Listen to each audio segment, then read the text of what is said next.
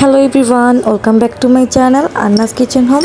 আজকে আমি ইফতারের জন্য খুবই ঝটপটভাবে একটা পাকোড়া তৈরি করে দেখাবো। ডিম, পেঁয়াজ আর সামান্য কিছু ঘরোয়া উপকরণে তৈরি করে নেওয়া যাবে এই মজাদার পাকোড়াগুলি। হাতে মাত্র 10 মিনিট সময় থাকলে কিন্তু আপনারা এগুলি তৈরি করে নিতে পারেন। আশা করছি আজকের রেসিপিটি আপনাদের ভালো লাগবে।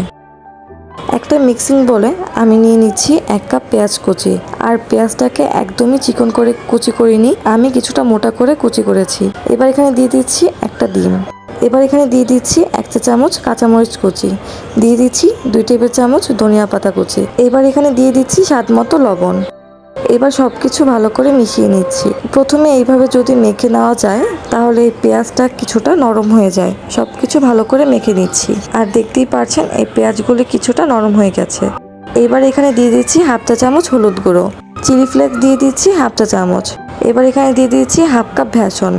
এবার এই বেসনটাকেও ভালো করে মেখে নিচ্ছি। চাইলে এই পাকোড়াগুলোতে অনেক মশলা ব্যবহার করতে পারেন, তবে আমার কাছে মনে হয় কম মশলাতেই এই পাকোড়াটা বেশি ভালো লাগে। সবকিছু যখন ভালো করে মিশিয়ে নেওয়া হয়ে যাবে তখন আমি পাকোড়াগুলো বানিয়ে নিচ্ছি। আমি একটু লম্বা করে পাকোড়াগুলি বানিয়ে নিচ্ছি, তবে আপনারা আপনাদের পছন্দ মতো বানিয়ে নিতে পারেন। চুলায় একটা প্যানে পরিমাণ মতো তেল গরম করে নিয়েছি। এবার আমি এক এক করে পাকোড়াগুলো দিয়ে দিচ্ছি। একসাথে করে কিন্তু আপনারা অনেক পাকোড়া ভেজে নিতে পারবেন। যেহেতু পেঁয়াজের পাকোড়া, এগুলো ভাজতে কিন্তু অতটা সময় লাগবে না, 4 থেকে 5 মিনিট সময় লাগবে।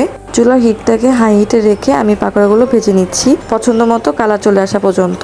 এইগুলোকে পরপর উল্টে পাল্টে ভেজে নিতে হবে। এবার আমি তেল ঝরিয়ে উঠিয়ে নিচ্ছি।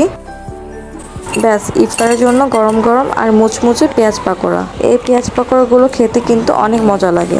যদি আজকের রেসিপিটি ভালো লেগে থাকে তাহলে প্লিজ আমার চ্যানেলটি সাবস্ক্রাইব করবেন। আর যারা আগে থেকে সাবস্ক্রাইব করে রেখেছি তাদেরকে অসংখ্য ধন্যবাদ। আজকের মতো বিদায় নিচ্ছি, সবাই ভালো থাকবেন।